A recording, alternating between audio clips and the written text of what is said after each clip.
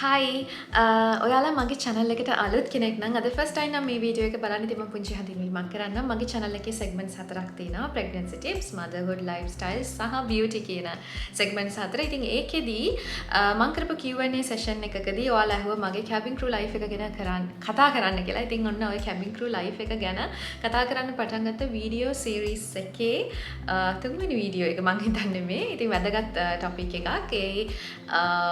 එයා හොස්ටස් කෙනෙක්ගේ ඉන්කම් එක මොකක්ද කියලා. ඉතින් මේක මම එමිරේට්ස් එයාලයින් එකේ මගේ ඉන්කම් එක වගේම ඒ වගේම Qatar Airways සහ ශ්‍රී ලංකන් එයාලයින්ස් ගැන ඉන්කම් එක මොකක්ද වගේම අද වීඩියෝ එකේ කතා කරනවා.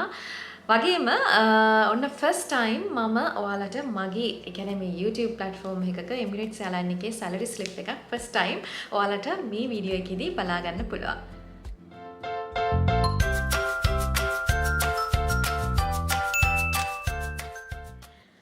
දැන් වීඩියෝ එක පටන් ගන්න කලින් වැදගත් ඩිස්ක්ලේමර් එකක් කරන්න තියෙනවා. ඒ කියන්නේ දැන් මම මේ කියන ෆිගර්ස් ඇත්තටම මේ කොවිඩ් සිටුේෂන් එකත් එක්ක ගොඩාක් වෙනස් වෙලා තිනවා හැම එයාලයින් එකකම. ඉතින් ගොඩාක් ක්‍රූ එක අයින් කරලා තිනවා, සැලරි කට් ඩවුන් කරලා තිනවා. ඒක නිසා දැන් මේ කියන දේවල් මේ කාලෙට අදාළ වෙන්නේ නැහැ. නමුත් අපි ඒ කියන්නේ දැන් මම ගොඩක් ලා කියන්නේ 2019 වර්ෂයට වෙනකන් වගේ.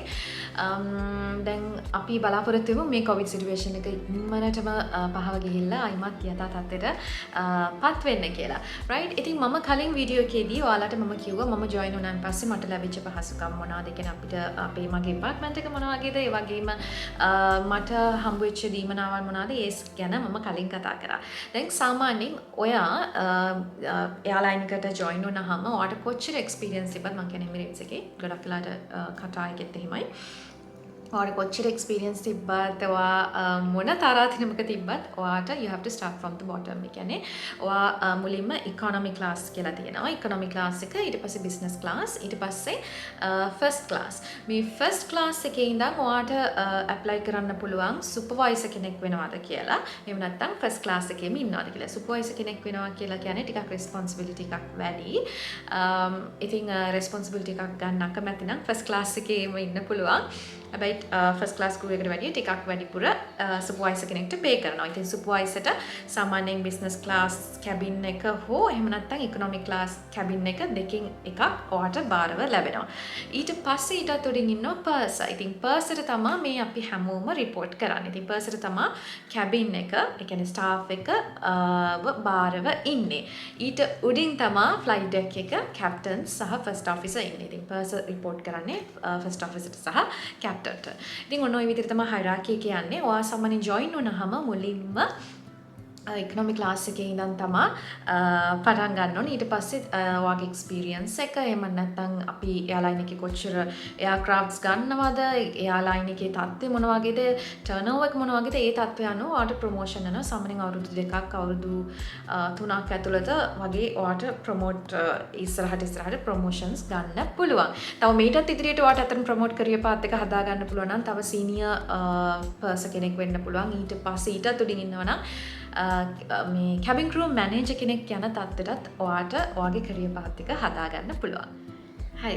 දැන් සාමාන්‍යයෙන් මේ එයා හොස්ටස් කෙනෙක්ගේ salary එක තීරණය වෙන්නේ මුලින්ම basic salary plus travel allowances. ඒ කියන්නේ flying hours. දැන් flying basic salary එක සාමාන්‍යයෙන් ඔයා දැන් join වෙනකොට ඔයාට ඒ කියන්නේ ඔයාගේ ඒ salary එක fix. ඔයා නිවාඩු ගියත් නැතත් ඔයාට ඒ basic salary එක හම්බ වෙනවා. දැන් සාමාන්‍යයෙන් මුලින්ම join වෙන economy class එකේ join වෙන crew එකට basic salary එක 4220ක් AED වෙනවා. ඒ කියන්නේ dirhams 4220ක් කියලා කියන්නේ සාමාන්‍යයෙන් 2,26,265. මම මේ පල්ලෙහා බලනවා මොකද නෝට් කරගෙන ඉන්නේ. දැන් මේක මේ 2,26,265 කියලා කියන්නේ ඔයාගේ බේසික් සැලරි එක ඉකොනොමි ක්ලාස් එකේ ඉඳන් පටන් ගන්නකොට මුලින්ම හම්බ වෙනවා. ඉතින් දැන් මේක සාමාන්‍යයෙන් ඔයා ප්‍රොමෝට් වෙනකොට බිස්නස් ක්ලාස් එක ෆස්ට් ක්ලාස් ඔය විදිහට යනකොට ඔයාගේ සැලරි එක වැඩි වෙනවා. ඒ වගේම ඔයා කම්පැනි එකේ ඉන්න කාල වකවානුව අනුවත් ඒ ප්‍රමාණයට ඒගොල්ලන් ඩිරම් 100 300ක් අතර එකතු කර කර යනවා. දැන් උදාහරණයක් විදිහට සාමාන්‍යයෙන් පර්සන් කෙනෙක් ගත්තොත් ඒ කියන්නේ ඉහළින්ම කැබින් එකේ ඉහළින්ම ඉන්න කෙනාගේ බේසික් සැලරි එක ඩිරම් 6000ක් වෙනවා. ඒ කියන්නේ 3,21,705ක්. රයිට්. දැන් මේක බේසික් සැලරි එකනේ මේකට ඇඩ් වෙනවා ෆ්ලයින් අවර්ස්. ෆ්ලයින් අවර්ස් කියලා කියන්නේ ඔයා කොච්චරක් ෆ්ලයිට්ස් කරනවද කියන එක. දැන් මේ ෆ්ලයිට් කරනවා කියන එක දැන් ෆ්ලයිට් එක දැන් ටේක් ඔෆ් කරපු වෙලාවෙ ඉඳන් ටච් ඩවුන් කරනකොට ඒ වෙන කාල පරාසය තමයි ඒගොල්ලන් ගණන් ගන්නෙ. දැන් උදාහරණයක් විදිහට අපි තුමු ඩුබායි ඉඳන් කොළඹ වෙනව නම් එතකොට ඩුබායි සාමාන්‍ය ටේක් ඔෆ් එකේ ඉඳන් ටච් ඩවුන් වෙනකොට වෙනකන් රෆ්ලි ෆ්ලයින් අවර්ස් වෙන්නේ 4 hours හරි 3:45 වගේ. එතකොට අන්න ඒ ටයිම් එක තමයි යාලා කන්සිඩර් කරන්නේ. දැන් අපි ටර්න් අරවුන්ඩ් එකක් කරාත් එහෙම නැත්නම් ලේ ඕවර් ෆ්ලයිට් එකක්. ඒ කියන්නේ මෙහි නැවතිලා ඉඳලා යනවට කියනවා ලේ ඕවර් ෆ්ලයිට් කියලා. ඉතින් ටර්න් අරවුන්ඩ් කියලා කියන්නේ ගිහිල්ලා අනිත් අතට අපි ආපහු එනවා කියන එක. ඉතින් ඒ මොකක් කරත් එයාලා කන්සිඩර් කරන්නේ අර ටේක් ඔෆ් සහ ලෑන්ඩින් එක අතරතුර ඒ ෆ්ලයින් අවර්ස් අපි එයාක්‍රාෆ්ට් එකේ නවත්තලා අපි ඒක ඇතුලේ ඉන්න වෙලාවල් එයාක්‍රාෆ්ට් එක ටේක් ඔෆ් කරන්න කලින් තියෙන වෙලාවල් ඒවා ෆ්ලයින් අවර්ස් විදිහට ගණන් ගන්නේ නැහැ. හැබැයි ඉතින් සමහර වෙලාවට පැය 4කට මොකක් හරි හේතුවක් නැත්නම් ටෙක්නිකල් ඉෂුව හරි මොනවා හරි හේතුවක් ඉඳලා පැය ගාණක් වැඩිපුර හිටියොත් ඒවා ඉතින් කන්සිඩර් කරන අවස්ථා තියෙනවා. ඒවා වැඩිපුර මම කියන්නේ මම රෆ්ලි ඩීටේල්ස් කියන්න. ඉතින් ඔන්න ඔය විදිහට ඒ ෆ්ලයින් අවර්ස් කන්සිඩර් කරලා ඒ දෙනවා ඒකට allowance එකක් දෙනවා. දැන් රෆ්ලි ගත්තොත් සාමාන්‍යයෙන් එයා හොස්ටස් කෙනෙක් එමිරේට්ස් එකේ පැය 80ත් 100ක් අතර මාසෙකට ෆ්ලයින් අවර්ස් හම්බ වෙනවා. ඉතින් මේ එක ෆ්ලයින් අවර් එකකට ඉකොනොමි ක්ලාස් ක්‍රූ එකකට ගෙවනවා ඩිරම් 58ක්. දැන් ඩිරම් 58ක් කියලා කියන්නේ රුපියල් 3100ක්. එතකොට සාමාන්‍යයෙන් පැය 90ක් ෆ්ලයි කරා නම් මාසෙකට එතකොට 3100 90න් වැඩි කරාට පස්සේ 2,79,000ක් වගේ එන්නේ. එතකොට ඕක තමයි ඔයාගේ ෆ්ලයින් allowance එක. ඒ ෆ්ලයින් allowance එකට ඇඩ් කරනවා බේසික් සැලරි එක. මම කලින් කිව්වා 2,26,265ක්. ඉතින් මේ දෙකම එකතු කරාම ඔයාගේ සැලරි එක 5,05,265ක් වෙනවා. දැන් මේක තමයි සාමාන්‍යයෙන් ෆ්ලයින් අවර්ස් සහ බේසික් සැලරි එක එකතු කරලා ඉකොනොමි ක්ලාස් එකකින් මුලින්ම පටන් ගන්න කෙනෙක්ට හම්බ වෙන සැලරි එක. ඉතින් ඒක මම කිව්වාගේ ඉස්සරහට වැඩිපුර හයිරාකි එක වැඩි නම් වැඩිපුර කාලයක් යාලා එකේ හිටියනම් ඒ වගේම ගොඩාක් ෆ්ලයි කරන කෙනෙක් නම් ඉතින් ඔයාට මේ සැලරි එක තව වැඩිපුර වැඩි කරගන්න පුළුවන්. මම ඉස්සරහට පෙන්නන්නම් කටා එකේ සහ UL ශ්‍රී ලංකන් එයාර්ලයින්ස් එකේ බේසික් සැලරිස් සහ ඒගොල්ලන්ගේ සැලරිස් මොනවා වගේද කියලා. දැන් ඊට පස්සේ තියෙන දේ තමයි මේ විතරක් නෙමෙයි ඔයාලට දෙනවා මීල් allowance එකක් කියලා. ඒ කියන්නේ දැන් සාමාන්‍යයෙන් අපි ඩුබායි ඉන්නකොට අපේ water bill, electricity, එතකොට මේ furniture හැම දෙයක්ම free හම්බ වෙනවා. නමුත් ඔයා travel කරනකොට අපි හිතමු රටකට ගියා කියලා උදාහරණයක් විදිහට ඔක්ලන්ඩ් හරි නිව්යෝර්ක් හරි වගේ layover එකක් තියෙන රටකට ගියා. ඒ ගියාම එයාලට අපිට ඒ රටේ තියෙන කරන්සි එකෙන් දැන් ලංකාවට ආවම ශ්‍රී ලංකන් රුපීස් වලින්. එතකොට US වලට ගියාම US ඩොලර්ස් වලින්. ඒ වගේ ඒ රුපිය එකෙන් ඒ රටේ තියෙන සාමාන්‍යයෙන් එක්ස්පෙන්සිව් රටක් නම් වැඩිපුර. ඒ විදිහට ඒගොල්ලන් ගණනය කරලා ඔයාට allowance එකක් ලබා දෙනවා ඒ රටේ කෑම බීම සඳහා. ඉතින් දැන් මේක ෆික්ස් amount එකක්. දැන් ඔයාට පුළුවන් අන්තරම් කාලා බීලා ඔයාගේ වියදම් කරන්න පුළුවන් දෙයක් නෙමෙයි. ඔයාට ඒගොල්ලන් ඒ ඩෙස්ටිනේෂන් එකට අනුව එක ෆික්ස් amount එකක් ෆික්ස් තියෙනවා. ඒ allowance එක ඔයා ඒ ඩෙස්ටිනේෂන් එකට ගියාම සමහර රටවල තියෙනවා 24 hour layover. උදාහරණයක් විදිහට ලංකාවේ පැය 24ක layover එකක් තියෙනවා. සමහරක් කාල ඕෆ් සීසන් වගේ තිබ්බා දවස් 2-3. ඉතින් මම ඒ දවස්වල හරියට ශ්‍රී ලංකන් ෆ්ලයිට්ස් ස්වොප් කරගෙන එනවා. තව US ෆ්ලයිට්ස් තියෙනවා දවස් 3 වගේ තියෙන. ඉතින් ওই වගේ layovers ඩෙස්ටිනේෂන් එක අනුව ෆ්ලයිට් එකේ ඩියුරේෂන් එක අනුව දැන් කොළඹ ඉඳන් ඔක්ලන්ඩ් තමයි ඩුබායි ඉඳන් ඔක්ලන්ඩ් තමයි තියෙන ලොන්ගස්ට්ම ෆ්ලයිට් එක පැය 17මාරක්. ඉතින් ඒ වගේ ෆ්ලයිට් එකක් ගියාම වැඩිපුර layover එකක් තියෙනවා සහ වැඩිපුර meal allowance එකක් හම්බ වෙනවා. දැන් මම කියවනේ කලින් කොළඹ 24 hour layover එකක් තියෙනවා කියලා. ඒකෙදී එයාලා කොළඹ සාමාන්‍යයෙන් කන්සිඩර් කරන්නේ වැඩිපුර ඒ කියන්නේ කරන්සි එක අතින් අඩු හින්දා ටිකක් අඩු amount එකක් හම්බ වෙන්නේ 7600ක් ශ්‍රී ලංකන් රුපීස් තමයි එයාලා 24 hour layover එකට මෙහි නවතිනවට meal allowance එක වශයෙන් දෙන්නේ. වැඩිපුරම allowance එක 24 hour පැය 24කට ලබා දෙන්නේ සූරික් සහ මේ සූරික් කියන්නේ ස්විට්සර්ලන්ඩ් වල සහ නීස් ෆ්‍රාන්ස් වල. ඒකෙදී ලබා දෙනවා පැය 24කට 22500. දැන් ඔයා පැය 24ට වැඩිපුර ඉන්න රටවල් තියෙනවා. ඉතින් ඒකෙදී එතකොට ඒ හා සමානව වැඩිපුර allowances හම්බ වෙනවා. මම කියන්නේ පැය 24කට හම්බ වෙන උදාහරණයක් විදිහට හම්බ වෙන allowances. ඉතින් සාමාන්‍යයෙන් මාසෙකට ලේවර්ස් 4ක් 5ක් වගේ ඔයාට ඉතින් හම්බ වෙනවා. ඊට පස්සේ ටර්න් අරවුන්ඩ්ස් උත් තියෙනවා. ටර්න් අරවුන්ඩ් කියන එකට ගිහිල්ලා එනවා. මේ විදිහට ලේවර්ස් උත් හම්බ වෙනවා. ඉතින් අර බේසික් සැලරි එක සහ ෆ්ලයින් අලවන්ස් එකට අමතරව ඔයාට මේ ලේଓවර් අලවන්ස් එක හම්බ වෙනවා.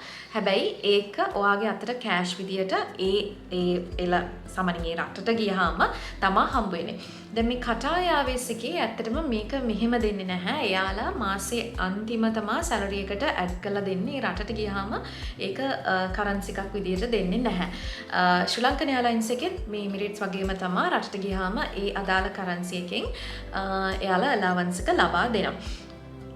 දැන් ඇතරම ශ්‍රී ලංකන් එයාලයින්ස් එකේ හොඳ අලවන්ස් එකක් ලබා දෙනවා ඉන්ටර්නැෂනල් අලවන්ස් එකට වැඩිය. සාමාන්‍යයෙන් මේ රටට වැඩිය එයාලගේ ලේවර්ස් අඩු වුණාට සාමාන්‍යයෙන් රුපියල් 20000ක් වගේ 24 hour ලේଓවර් එකට ඕනම රටකට ශ්‍රී ලංකන් එයාලයින්ස් එකේ අලවන්ස් එක ලබා දෙනවා. දැන් මේකෙදී ඔයාට අතට මේ මීල් අලවන්ස් එක ඇත්තටම අතට දෙන එකේ වාසි අවාසි දෙකක් තියෙනවා. එකක් තමයි දැන් ඔයාගේ අතට මේ කෑෂ් දුන්නාම දැන් අපි හිතමු US ගියාම ඔයාගේ අතට ඩොලර්ස් දුන්නාම ඔයා අනිවාර්යෙන් ඒව ගිහලා වියදම් කරනවා shopping කරන්න යනවා. ඉතින් අතේ ඉතුරුවක් වෙන්නේ නැහැ. තව එක සමහර හැබැයි අනිත් පැත්ත දෙයක් තියෙනවා. දැන් ඔයාගේ සැලරි එකට ඇඩ් කරොත් එහෙම ඒක එකක් සේව් වෙනවා. ඒ කියන්නේ කටාර් එයාර්වේස් එකේ වගේ කරොත් ඒක අනිවාර්යෙන් සැලරි එකට ඇඩ් වෙනකොට ලොකු amount එකක් අන්තිමට සැලරි එකට හම්බ වෙන්නේ. හැබැයි ඉතින් ඔයාට අර ඩෙස්ටිනේෂන්ස් වලට ගියාම ඔයා පොඩ්ඩක් travel කරන්න පොඩ්ඩක් අදිමදි කරනවා. මොකද එතකොට ඔයාගේ අතේ කෑෂ් නැහැ. ඔයා කාඩ් එකකින් පේ කරන්න ඕන. ඒකේ පොඩ්ඩක් සේෆ්ටි පැත්තක් තියෙනවා. ඉතින් ඔය වගේ දෙපැත්තක් තියෙනවා. ඉතින් කොහොම හරි මම ඇත්තටම කැමතියි මම ඒ allowance එක අපේ අතට දෙනවට. මොකද එකක් ඒක එක කරන්සිස් වගේ අතේ සේව් කරගෙන ඉන්නත් පුළුවන්. මං ගාව තියෙන ලොකු පැක් එකක්. මොකද සමහර වෙලාවට ඔයාලා කොයින්ස් වගේ ඉතුරුනන් පස්සේ ඒවා ඉතින් බාරගන්නේ නැහැ නේ. ඉතින් මම මේ විදිහට එකතු කරලා තිනවා ගොඩක් ඇත්තටම.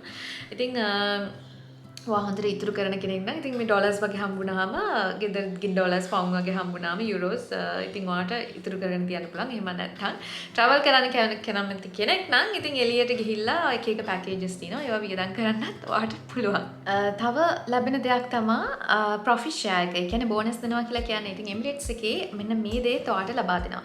හැබැයි ඇත්තටම දැන් මේ බෝනස් එක ඩිපෙන්ඩ්ස් වෙන්නේ කම්පැනි එකේ පර්ෆෝමන්ස් කොහොමද කම්පැනි එකේ ස්ටේජස් එක ගිය අවුරුදු ටිකේ එයාලා ෆයිනෑන්ෂියල් ඉයර් එකේදී බලලා කොච්චර කොහොමද perform වුනේ කියලා ඔන්න ඔය දේවල් කන්සිඩර් කරලා තමයි ඉතින් මේ ප්‍රොෆිට් ෂෙයා කියලා හම්බ වෙන්නේ. ඉතින් මම හිටපු අවුරුදු 2016 වසරේ ප්‍රොෆිට් ෂෙයා එක හම්බුණා. ඒක ඔයා ඉන්න ඩෙසිග්නේෂන් එකේ කියන ඔයා ඉන්න මොන ක්ලාස් එකේද බිස්නස් ඉකොනොමි දේ වගේ ඔය මොන ග්‍රේඩ් එකේද ඔයා ඉන්නේ සහ කොච්චර කාලයක් කම්පැනි එකේ වැඩ කරලා තියෙනවද සහ කම්පැනි එකෙන් ඒ දෙන percentage එක මොකක්ද බෝනස් percentage එක මොකක්ද කියලා මත තමයි තීරණය වෙන්නේ.